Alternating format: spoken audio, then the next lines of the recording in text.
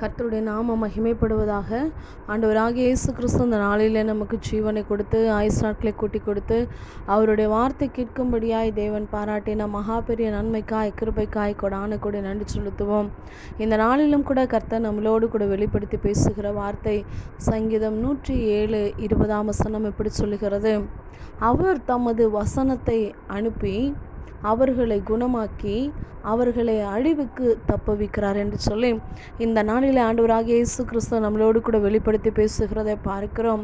இந்த இடத்துல 2 காரியம் சொல்லப்படுகிறது. ஒன்று குணமாக்குகிற காரியம், 2வது அழிவுக்கு நம்மளை தப்புவிக்கிற காரியம். என் அன்பு சகோதரனே சகோதரியே, ஆண்டவராகிய இயேசு கிறிஸ்து இந்த நாளில் நமக்கு வருகிற பலவீனம், ஆல்ரெடி நமக்கு ஏற்கனவே இருந்து கொண்டிருக்கிற, நம்மளை துன்பப்படுத்தி கஷ்டப்படுத்தி கொண்டிருக்கிற பலவீனத்திற்கு கர்த்தர் வெளிப்படுத்துகிற காரியம், அவருடைய வசனத்தை அனுப்பி இந்த நாளில் அவர் குணமாக்க வல்லவராக இருக்கிறார். மருத்துவர்களால் குணமாக்க முடியாத வியாதி அல்லது மருத்துவமனைக்கு செலவழித்த பணம் எல்லாவற்றையும் இழந்து ஒருவேளை சுகம் பெறாமல் இருக்கலாம். வேதத்தில் பார்க்கிறோம், 12 வருடமாய் பெரும்பாடு உள்ள ஸ்திரீ எல்லா பணத்தையும் அவளுக்கு இருந்த எல்லாவற்றையும் வைத்தியருக்கு செலவழித்து ஆனால் அவளுடைய சரீரத்தில் குணமாக்கவில்லை.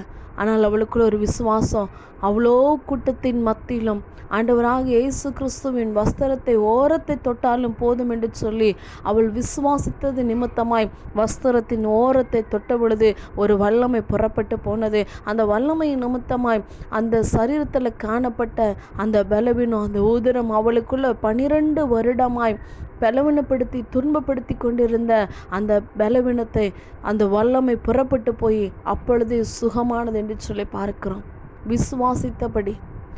விசுவாசித்தால் தேவனுடைய மகிமை காண்பா என்று சொல்லி பார்க்கிறோம்.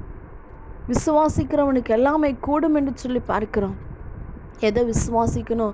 யாரை விசுவாசிக்கணும்? ஆண்டவராகிய இயேசு கிறிஸ்துவை விசுவாசிக்கணும். அவருடைய வார்த்தையை வசனத்தை விசுவாசிக்கும் பொழுது அவர் இந்த நாளில் அவர் வசனத்தை அனுப்பி அவர் அனுப்புகிற வசனத்தை விசுவாசிக்கும் பொழுது நம்மளுடைய சரீரங்களில் நம்ம குடும்பங்களில் காணப்படுகிற பலவீனத்தை கர்த்தர் குணமாக்க வல்லவராக இருக்கிறார். ஒருவேளை சரீரத்தில் காணப்படுகிற பலவீனம் மாத்திரமல்ல, இருதயத்தில் வேதனையோடு கூட இருக்கிற பலவீனம், காயங்கள், எதையாவது சிந்தித்து கொண்டு யோசித்து கொண்டு காயப்பட்டு கொண்டிருக்கிற இருதயம், கர்த்தர் அவை எல்லாவற்றையும் அவருடைய வார்த்தையை அனுப்பி குணமாக்க வல்லவராக இருக்கிறார்.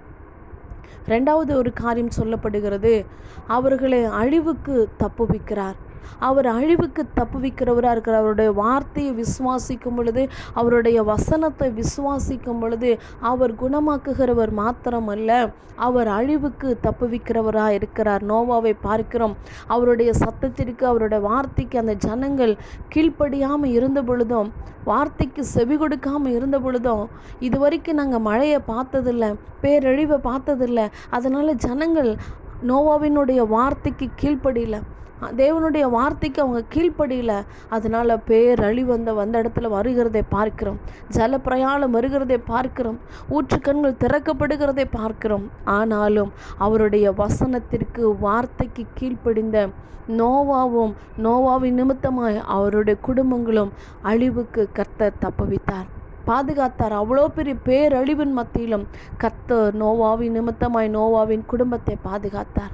என் அன்பு சகோதரனே சகோதரியே, தேசம் முழுவதுமாய் பார்த்து கொண்டிருக்கிறோம் பேரழிவு, இயற்கை நிமித்தமாய் வருகிற பேரழிவு. பஞ்ச காலம் ஆரம்பமாக இருக்கிறது.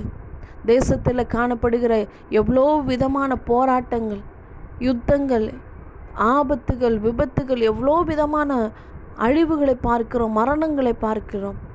பலவீனத்து நிமித்தமாய் மருத்துவர்கள் கைவிடப்பட்ட சூழ்நிலையில் எத்தனையோ பேர் இருக்கிறதை பார்க்கிறோம்.